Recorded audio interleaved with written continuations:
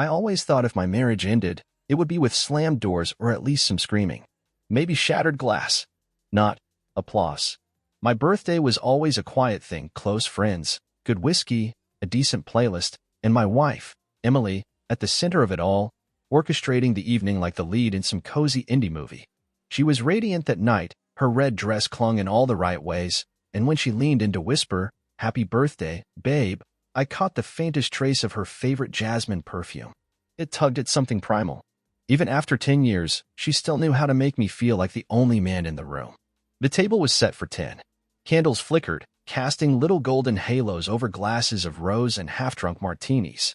Her friends, Jenna and Claire, were already tipsy, giggling like college girls as they recounted stories from their last girls' trip.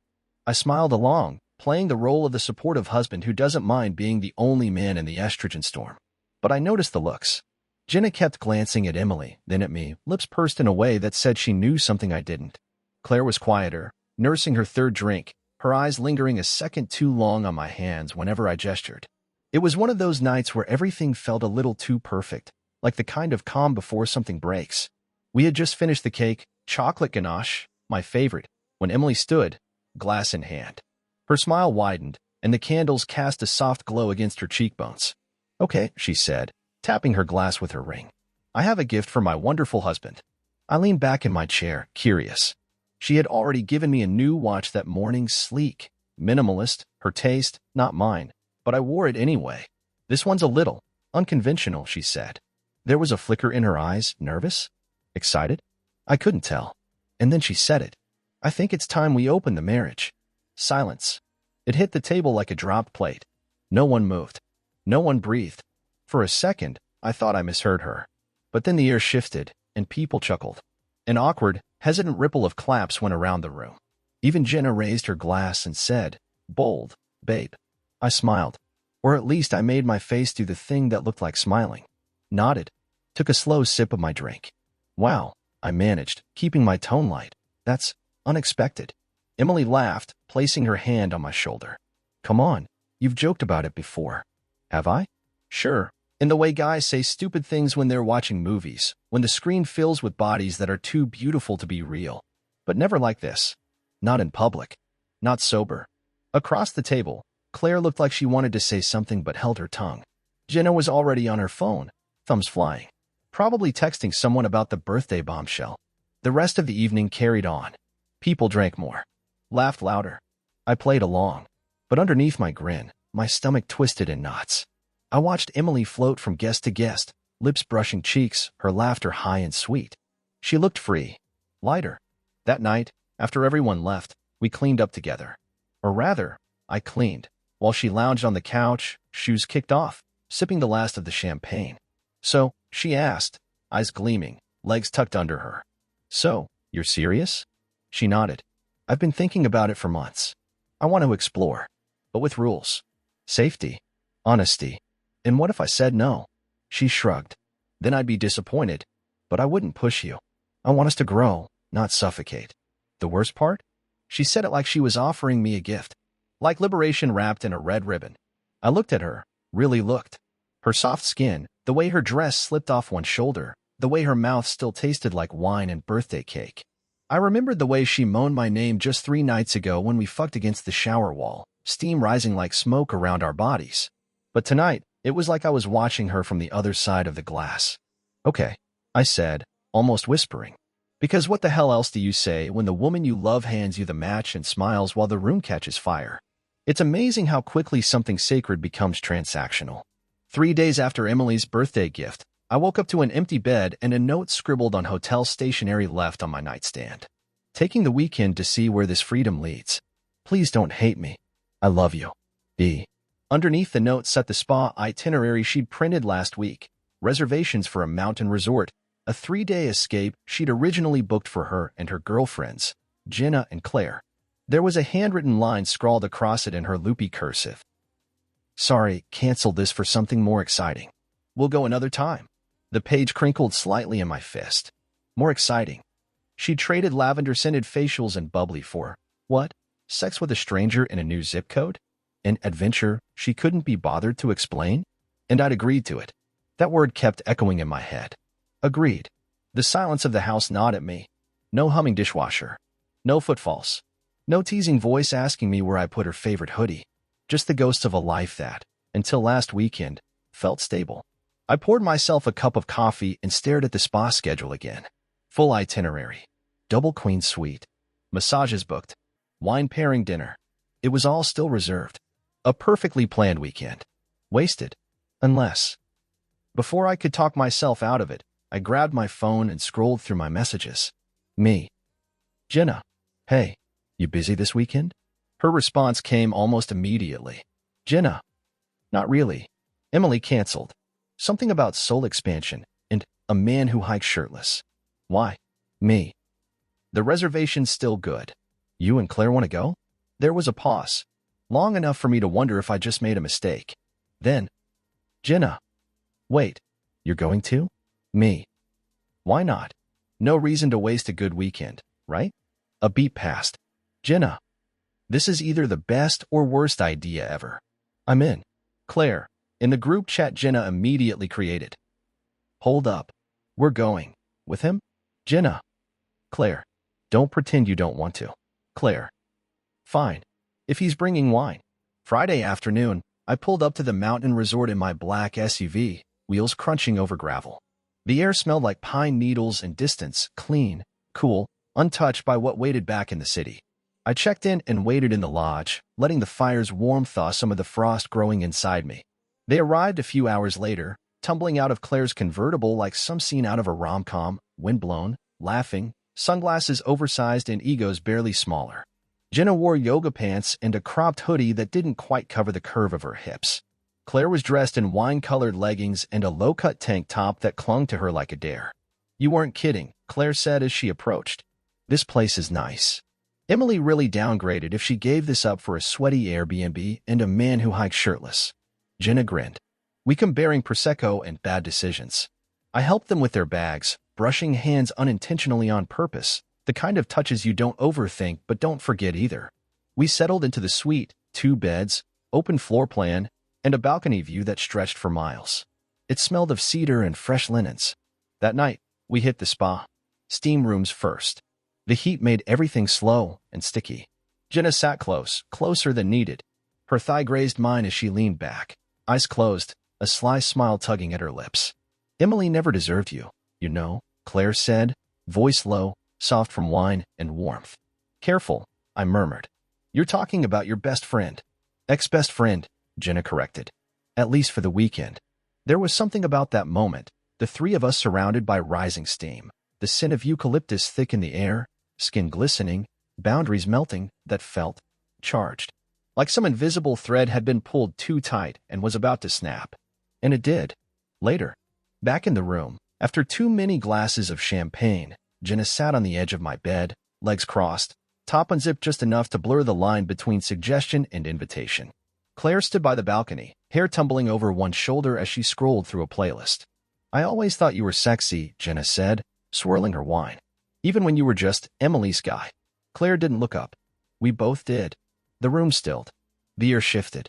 No one made the first move, not consciously, but somehow we were touching. Soft laughter turned into fingertips.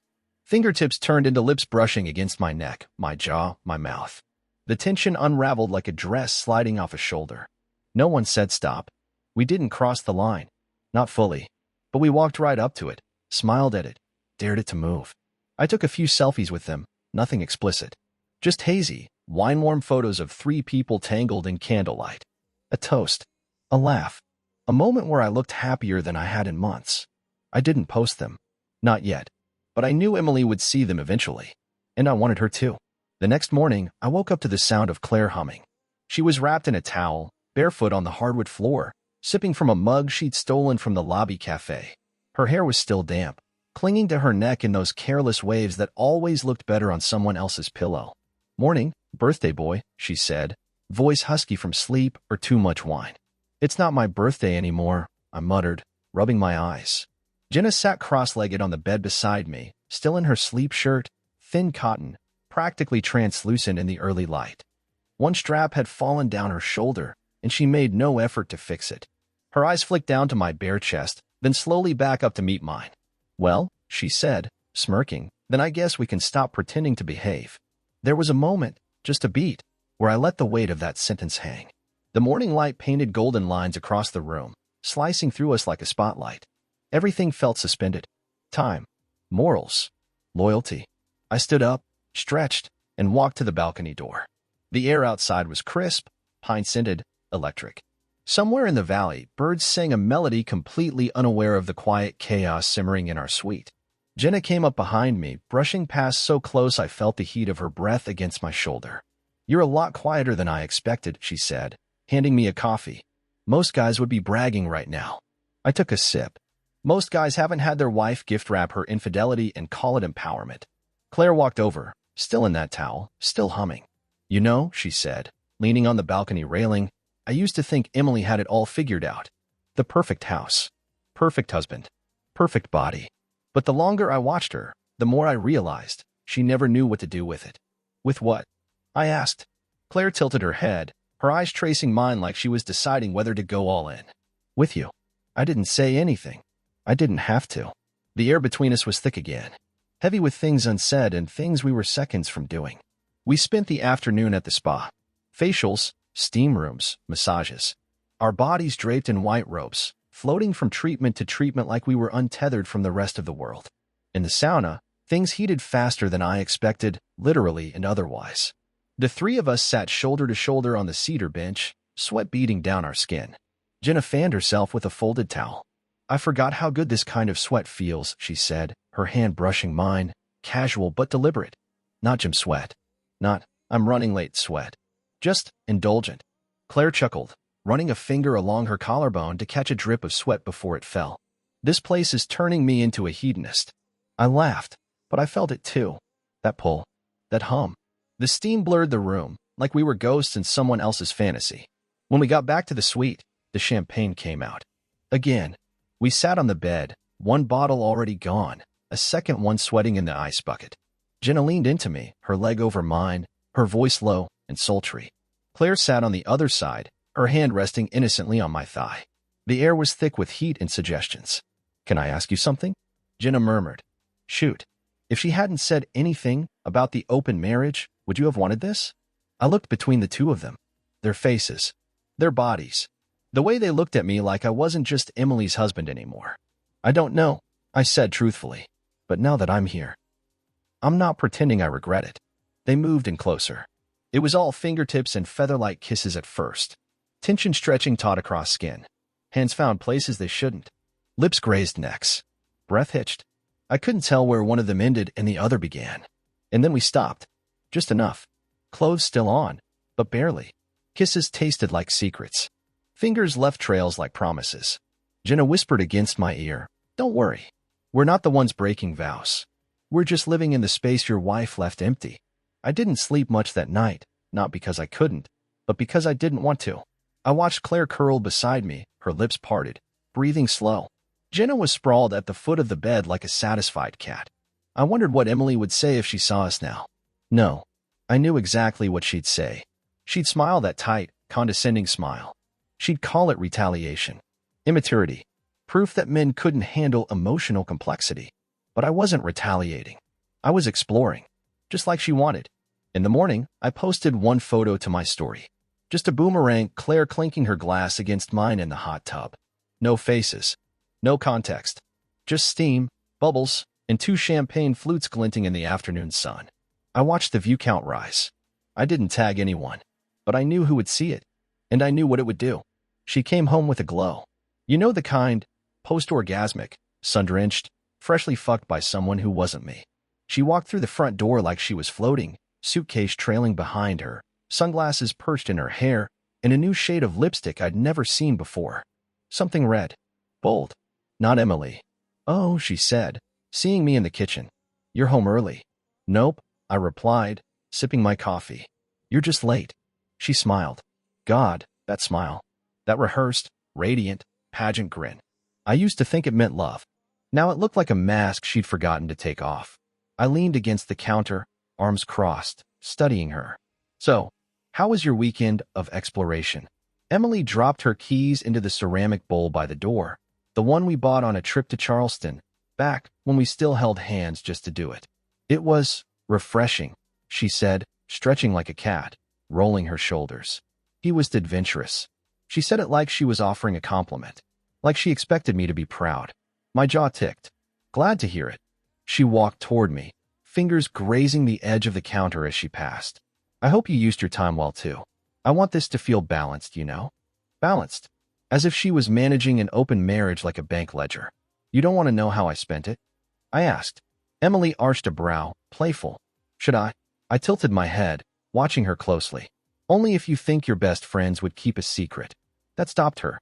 Her smile faltered, just a flicker. But I caught it. That tiny shift. A crack in the performance. What does that mean? She asked, voice careful now. I took a slow sip from my mug. Just that it's a small world. And not everyone's good at keeping things compartmentalized. She turned away then, too quickly. Fumbled with her bag, pretending to dig out her phone. I should check in with Claire. She was feeling under the weather when I left. Oh, I said. She's feeling much better now. Emily froze. I swear I could hear the machinery in her head grinding, trying to fit puzzle pieces that didn't make sense, trying to trace back steps she hadn't taken. And then, her voice, lighter than it had any right to be. Wait, did you see them? Define see. She turned back around, eyes narrowing slightly. You're being weird. I shrugged. You're the one who walked in here smelling like someone else's sweat and coconut oil, talking about adventure. Emily crossed her arms. Her defensive posture was familiar now. It used to mean we were about to fight over dishes or bills or who forgot the trash. Now it meant war. I gave you the freedom you always wanted, she said. Don't pretend I blindsided you. You didn't blindside me, Emily, I said, calm, almost bored. You gave me a gift, remember? I just unwrapped it. The silence was beautiful. It stretched between us like silk, soft, dangerous, suffocating. Then her phone vibrated on the counter. A message. She didn't reach for it. I didn't look away. The phone buzzed again. The screen lit up. Jenna's name. Emily's hand hovered, but she didn't touch it. She knew better. You saw them, she said, her voice quieter now. No, I said. They saw me. She blinked. You didn't. I stepped closer, just enough to make her lean back. I didn't have to, I said. They offered. Her face went pale. She didn't cry. She didn't scream. She just deflated, like someone had pricked the balloon she'd spent the weekend inflating. You're lying. Try calling them, I said, backing away. Ask them how the wine was, or the view from the hot tub, or that toast Claire made about how you never really appreciated what you had. That one was my favorite. Emily grabbed her phone, fingers shaking. I could see it, the panic spreading under her skin. Her thumbs tapped the screen. Once. Twice. No answer. Again. Still nothing. Group chats don't feel so safe when you're not in them anymore. They wouldn't, she whispered. But she didn't believe it. She tried Claire first. No answer. Then Jenna. Straight to voicemail. Her shoulders started to shake. Not from tears, but from the weight of realizing the ground was shifting under her feet. You're trying to ruin me, she said. No, I said. You just did a damn fine job of that on your own. I'm just letting gravity do its thing. She looked around like she was suddenly waking up in a different house. Same walls. Same kitchen. But the warmth was gone. The life had been drained from the place she thought she still controlled. And now she was alone. Her little experiment in freedom had become a case study in self-destruction. I gave you everything, she said, her voice barely more than breath. I nodded. And I used it well. Emily didn't sleep that night. I know because I watched her try, curling up on the far edge of the bed like distance would save her. Her phone glowed every few minutes, the screen lighting her face in fractured color. No replies. No new messages from Claire or Jenna. Just silence. The kind you hear before an avalanche. I, on the other hand, slept like a baby. The next morning, I woke up to find her sitting on the edge of the bed, staring blankly at her phone, thumb hovering but not touching. She looked hungover, not from alcohol, but from humiliation. She was still in that same outfit from the night before, makeup smudged, lips bitten raw, hair pulled into a loose knot that was coming undone strand by strand. She didn't say good morning. Just, are you going to tell anyone else? I shrugged. No need. Seems like the story's already writing itself. And it was. The first domino fell around noon. Claire posted a boomerang video to her Instagram story. Her and I in the hot tub, clinking glasses. Just a half-second loop of bubbles and skin and laughter. No faces, just vibes. But the caption was what mattered. Room service for 3 bottle with popping cork sparkles hashtag leftover weekend. Not tagged, not geotagged. No names. Just suggestion. But suggestion was all it took. By 12:06, 2 of Emily's yoga friends had reacted with wide-eyed emojis. By 12:10, her cousin had messaged her asking, "Wait, isn't that your spa trip?" And by 12:30, Jenna posted her own little masterpiece. A photo of a breakfast tray, 3 sets of silverware, 3 coffee mugs, 3 partially eaten croissants. No faces again, just the aftermath of something intimate. Caption: nothing like a little indulgence to make you feel whole again. The comments section ignited within minutes. Emily's college friend wrote, "That's not Emily's room, is it?" A former coworker. Wait, wasn't this her anniversary gift to herself? And then, looks like someone got the better end of the deal eyes. I didn't post anything, not then. I didn't need to. But I watched. Watched as the likes rolled in. Watched the story get reshared by one of Claire's influencer friends, who had 80,000 followers and a hunger for drama. Watched as Emily's social circle, once curated and tight, began to quietly fracture. No one tagged her. No one even said her name. That's what made it worse. She wasn't the villain of the story. She wasn't even the main character. She was just omitted. Around 3 p.m., Emily slammed her laptop shut and hissed, "You're enjoying this." I didn't deny it. "I didn't ask them to do this," she snapped. "They're making it worse." "Claire and Jenna?" I asked. "Funny, they said the same about you." She stared at me, jaw tight. "You're punishing me." I stood, moving toward her slowly, deliberately, the way you approach something broken that you're not sure you want to fix. "No," I said. "I'm just showing you what freedom actually looks like. You called it a gift. I just regifted it." She laughed, dry and sharp. "You think this makes you look strong?" I looked her in the eyes, let the silence hang before answering. "No, it makes me look honest." She turned away, arms folded tightly over her chest. She was unraveling, piece by piece. Not just because of what happened, but because she wasn't in control of the narrative anymore. For someone like Emily, that was worse than guilt, worse than regret. It was irrelevance. Later that night, I posted a single photo to my own story. Nothing scandalous, just the 3 champagne flutes from the spa's hot tub, the rim of the tub in the background, fog rolling off the surface like something from a dream. No caption, no tags, just the picture.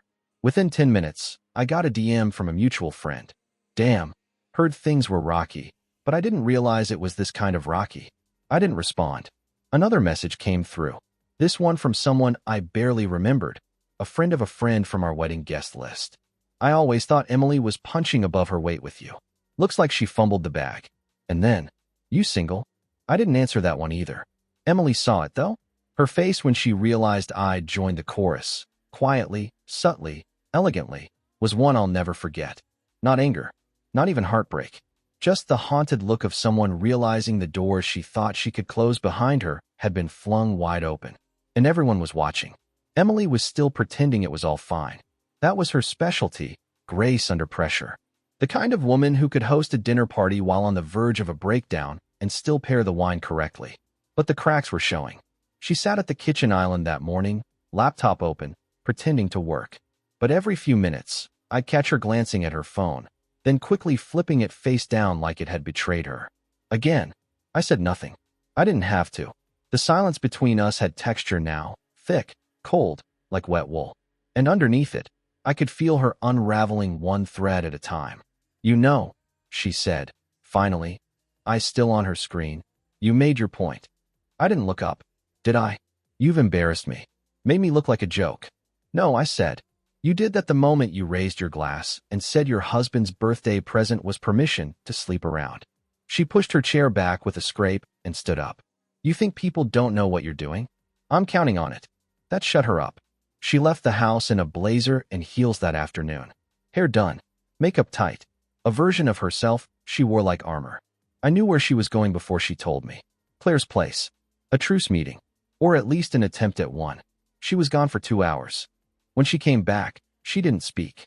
Just moved past me, stiff and robotic, walked straight upstairs, and slammed the bedroom door. 5 minutes later, I heard the sound of her fist hitting the mattress. Once. Twice. I waited. She came back down in sweatpants and no makeup, her eyes red, her mouth a thin, bitter line. She won't talk to me, Emily said. Claire. She nodded. Won't even open the door. Said I crossed a line I can't uncross. I took a sip of my beer, turned a page of the magazine I wasn't reading. Seems fair. I didn't think she'd actually cut me off, Emily whispered, half to herself.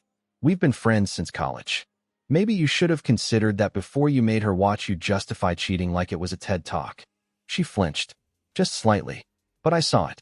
She said I used her. Emily went on. Said I treated her like background noise in my relationship drama. Like I expected her to just support me because she always had. I tilted my head. Did you? Her silence was answer enough.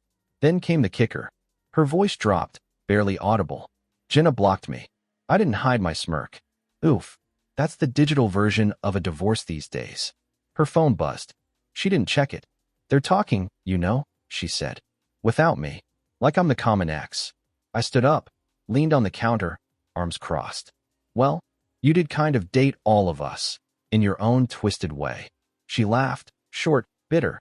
This was supposed to make us stronger. Me and you. I walked past her, pausing just long enough to let my words land. You gave me the gift of freedom, Emily. You just forgot to ask yourself what I might do with it. That night, she posted a photo on her story, a throwback, clearly. Us on a beach. Her leaning into me, sunglasses pushed up in her hair, lips on my cheek. Captioned, some people forget where home is. Subtle, manipulative, pure Emily. But no one replied. Not even a pity like. The next morning, I checked and saw it had been deleted. By the end of the week, she was different. Quieter. Smaller. She still left the house. Still kept up the front. But the confident strut was gone. The texts came in less. The invites dried up.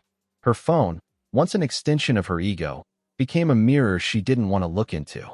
One afternoon, I caught her scrolling through old group photos on her phone. Her and Claire at Coachella, Jenna holding her hair back at that Vegas bachelorette trip, me grinning in the background like a man who still believed her stories. You know what the worst part is? She asked, not looking up. What? They didn't even pick each other over me. They picked you. I sat beside her, close enough to share space. Not warmth. They picked truth, I said. You just forgot how rare that is. She looked at me, and for the first time in days, she didn't seem angry. Just tired. Like someone who finally saw the wreckage in daylight. I left her like that, sitting on the couch, wrapped in her hoodie, surrounded by the ghosts of a social circle that no longer existed. She'd built her life on admiration, applause, carefully curated friendships, and curated photos and curated love. But now she was public without allies, and private without peace. The invite came like they always did, bright, branded, perfectly curated. Nicole's annual birthday party. Black and gold theme this year. Rooftop bar. Open bar. No kids. No exes. No drama. Except Emily was going. Of course she was. Nicole was part of her inner ring. One of the few she hadn't lost yet. The two of them used to call these parties social resets, their way of cleansing gossip, nursing egos, and quietly re-establishing who was on top of the hierarchy. It had always been Emily. Until now. She stood in front of the mirror for an hour, trying on outfit after outfit. Her vanity counter littered with lipsticks and rejected eyeshadow palettes. I watched her from the doorway, arms crossed, sipping scotch like I was watching the final act of a play I'd seen one too many times. She finally settled on black silk. Tight, low in the back, strategic slit up the thigh. Sexy, but desperate. Too much, she asked, half turned toward me. I let my eyes travel the length of her body, slowly. Not with lust. With assessment. Looks like you're trying to remind people who you used to be. Her jaw flexed. But she didn't argue. She knew I was right. She left without saying goodbye. The party was downtown. Rooftop. Glittering skyline. Enough gold decorations to blind a god. She arrived solo. Which was a problem. Emily never arrived anywhere alone. That was part of her brand. Arm in arm with friends, husband, someone who confirmed she was the center of something. But tonight, she stepped off that elevator alone. Heels clicking, hair perfect, lipstick sharp, and no one came to meet her. The room had already split. Claire stood at the bar, laughing with Nicole and two other women Emily used to brunch with every Sunday. Jenna was across the rooftop, sipping from a coupe glass, deep in conversation with someone who'd once called Emily her soul sister. No one waved. No one smiled. A few caught her eye, then quickly looked away. She walked past one group and heard it, the sudden shift in tone, that slight hush when someone walks up and they're the topic. The scent of cold curiosity, of polite venom. She pasted on her best smile and made her way to Nicole. "Happy birthday, gorgeous," Emily said, kissing her cheek like nothing had changed. Nicole's smile was polite. Warm, even. But it didn't reach her eyes. "Thanks, Em," she said. "Didn't think I'd see you tonight." Emily blinked. "Why wouldn't I be here?" Nicole gave the kind of shrug that said everything and nothing at once. "Things feel tense. I figured you might want to lay low." Emily laughed, just a little too loudly. "Please. I'm not hiding. This isn't high school." But it was. Just with better wine and higher stakes. She made her rounds. Tried to inject herself into conversations. But they fizzled fast. Eyes glanced past her. Responses came short. Everyone smiled, but no one leaned in. By the end of her second drink, she stood by herself near the balcony railing, scrolling her phone like it might anchor her. She opened Jenna's profile. Still blocked? Then Claire's. New post. A selfie from the party. Her, Jenna, Nicole, all glowing. No Emily. Caption. Queens only. Emily stared at the screen for a long time, then quietly slid the phone back into her clutch. Someone brushed past her intentionally, like she was furniture. "No, excuse me. No apology." She turned to look and caught a glimpse of me. I hadn't told her I was coming. Nicole had invited me personally. "Just swing by," she said, voice sly. Emily's not the only one people are curious about. I showed up late. No tux. No need to impress. And when I stepped onto that rooftop, I didn't walk alone. Claire was beside me. In red. Not holding my hand, but close enough that it didn't matter. Emily locked eyes with me across the crowd. I saw the panic behind her poise. The silent calculation. The desperate question. How far has he gone? I tilted my head. Raised my glass. Smiled. Claire leaned in to whisper something in my ear. I laughed, not because it was funny, but because I knew Emily would hear it and assume the worst. I didn't need to confirm anything. Suspicion was better than truth. By the end of the night, Emily was gone. No goodbyes. No drama. Just a quiet exit through the same elevator she arrived in. Alone. When she got home, she didn't speak. She poured herself a glass of wine, sat on the couch, kicked off her heels, and stared at nothing. Her dress was wrinkled now. One strap had slipped down her shoulder, and she didn't bother to fix it. She finally broke the silence. "They all chose you." I nodded. "No. They chose who you stopped being." Her eyes shimmered, but she wouldn't let them fall. Still holding onto the last thread of dignity. "You win," she whispered. "This wasn't a game," I said. "But thanks for playing." It started with a text. "Jenna. Hey. You awake?" I stared at the message for a few seconds, thumb hovering. Emily was upstairs, the light in our bedroom still on. I could hear her pacing, her new nightly ritual. Like maybe if she kept moving, everything would go back to the way it was. But it wouldn't. I tapped a reply. "Me. Yeah. What's up?" "Jenna. I've been thinking. About everything. Can I call?" I didn't respond. Just watched the dots flash, disappear, flash again. "Jenna. I didn't mean for any of this to happen, but I'm not sorry it did." And then the call came. I stepped out onto the patio, the night cool and still. The silence between us on the line felt heavier than words. "You okay?" I asked finally. Jenna's voice was softer than I'd ever heard it. "I've been better. Claire and I talked tonight. About me. About all of it. Emily. The weekend. You. Us. Us." That word lingered in the space between us like static. "I want to say something," she went on. "And I need you to hear it." I waited. "I think," she said slowly, "I always resented her. Emily. For the way she treated you. The way she talked about you when you weren't around. Like you were this accessory she could take off when it clashed with her mood." My chest tightened. "I used to wonder," she said, "what it would be like to be loved by someone who actually listened. Who didn't need to be the loudest person in the room." "Jenna. I'm not trying to make this a confession," she said quickly. "I just needed to say it. Because after that weekend, I realized I hadn't just crossed a line. I'd stepped into a space I'd always secretly wanted to be in." There was a pause. A silence I didn't fill. She breathed out. "Do you hate me for it?" "No," I said. "I think I just hate that it took Emily's collapse for us to have this conversation." Jenna laughed softly. "Sad. Honest. Claire said the same thing. Claire, I repeated. She's not as put together as she looks, Jenna said. She's been crying every night. Guilt, mostly, but also regret. She said Emily used her, made her feel like she was only relevant as long as she was supporting someone else's drama. She wasn't wrong, I said. No, she wasn't. There was another long silence. Then Jenna asked the question that cracked the quiet wide open. Are you free next weekend? I leaned against the patio railing, staring out at the dim lights of the neighbor's house. My heart didn't jump. It didn't race. It just settled. What are you asking me? She hesitated. Claire and I were thinking of driving up to the vineyard. You know, the one north of the city? Just to get away. Reset. Breathe. But only if it's something you'd want to. Emily's going to lose her mind, I said quietly. She already has. We stayed on the phone a while longer. No plans. No promises. Just honesty. For once. When we hung up, I stood in the quiet for a few more minutes. The stars were bright that night. Clear. Uncomplicated. Then came the sound of the sliding door behind me.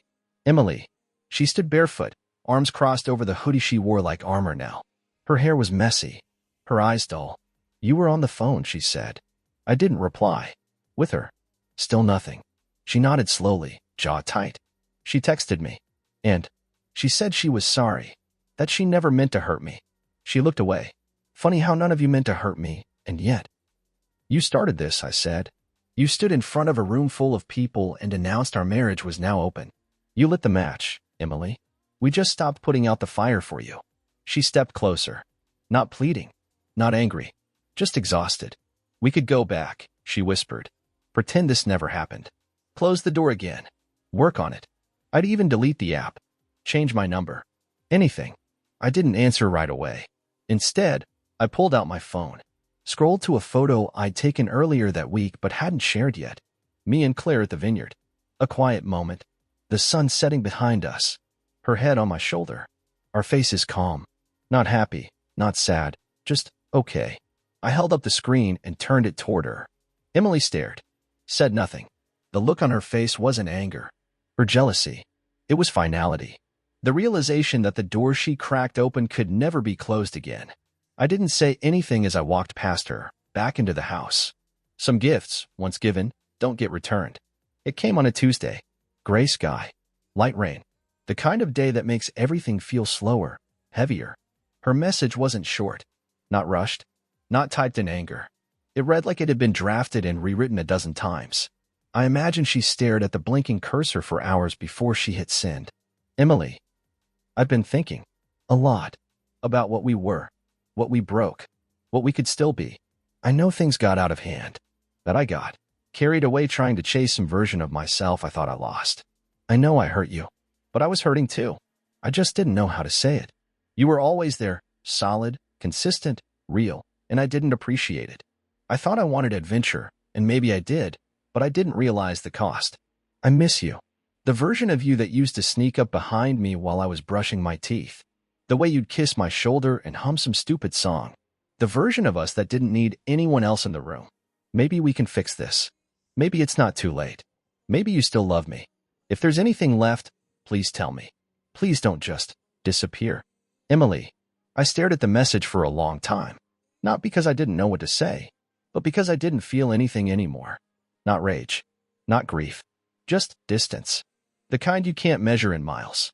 The kind made of months of silence, sleepless nights, group chats gone quiet, and the sound of her voice saying, I want to open the marriage, like she was offering me a new car instead of a cracked heart.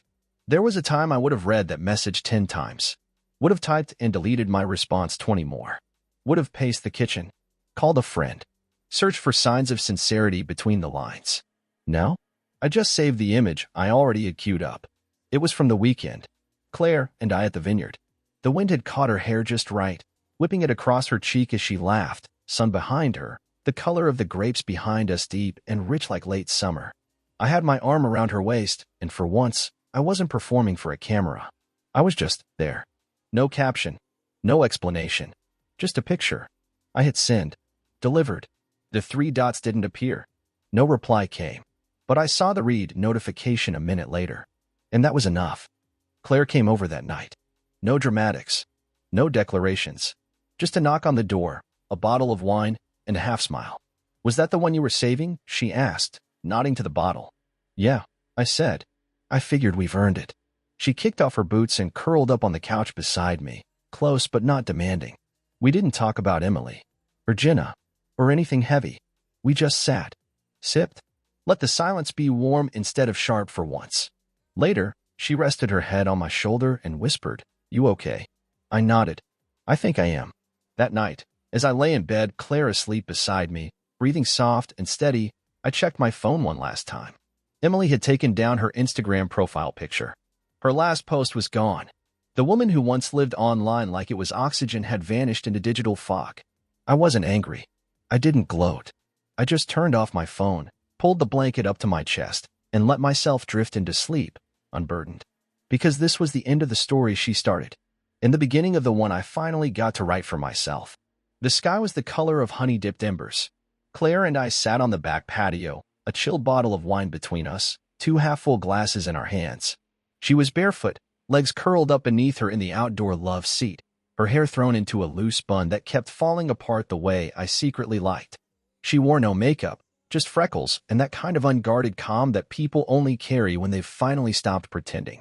The sun dipped lower behind the trees, bleeding gold into the leaves, the fence, her skin. "You always sit like that when you're thinking," she said, smiling behind the rim of her glass. "Like what?" She leaned over, gently nudging my shoulder. Elbow on the chair, hand at your chin, brows all scrunched up like you're solving a mystery. I chuckled. "I guess I'm still trying to understand how we got here." Claire looked out over the yard, the breeze shifting the hem of her sundress. "It doesn't matter how. It just matters that we're here." She was right. It had been 3 weeks since Emily's last message. 2 since Jenna came by to say goodbye, not because anything was broken between us, but because she finally understood that some stories weren't meant to keep stretching. We shared a hug at the door that lingered, warm and understanding. Then she was gone. Emily had stayed quiet since the photo. No calls. No texts. Not even mutual friends trying to float her name in casual conversation. She was still out there. Still posting stories, just not where I could see them. I didn't need to. I already knew the arc. She'd curate something new, dress it in the language of healing and finding herself, and she'd be back in people's feeds before fall. But not mine. I'd stopped watching that screen. Because the one in front of me, the one that held Claire in this sunset and the soft hum of a world that wasn't spinning off its axis anymore, that was enough. "You think she regrets it?" Claire asked, her voice careful. I didn't have to ask who she meant. I swirled the wine in my glass, the liquid catching the light. "Not in the way that matters." Claire looked at me. "She regrets losing," I said. "Not what she gave up. Just that someone else picked up the pieces and turned them into something better." Claire nodded, quiet for a while. "Then, do you?" "Do I what?" "Regret how any of it happened." I thought about that for a long moment. Then I shook my head. "No, because I got something real out of it." She reached across and slid her fingers into mine. No tension, no expectation, just touch. We sat like that, letting the last of the light fade into indigo. This was my new normal. Not the thrill of revenge. Not the chaos of exposed secrets. Just peace. A woman beside me who didn't need to be the center of attention because she already knew her worth. A life that didn't need to be proven to anyone else to feel whole. A quiet house that finally felt like home again. Somewhere out in the ether, Emily was probably telling her story, too, framing it with metaphors about growth, polyamory, maybe even villainizing me a little. That was fine. She could keep her podcast, her hashtags, her curated pain. I didn't need to correct her version of things. I was living mine, and it tasted like strawberries and dry rose and the soft exhale of a woman falling asleep against my chest while the rest of the world kept spinning. The gift she gave me wasn't freedom. It was clarity, and I used it well.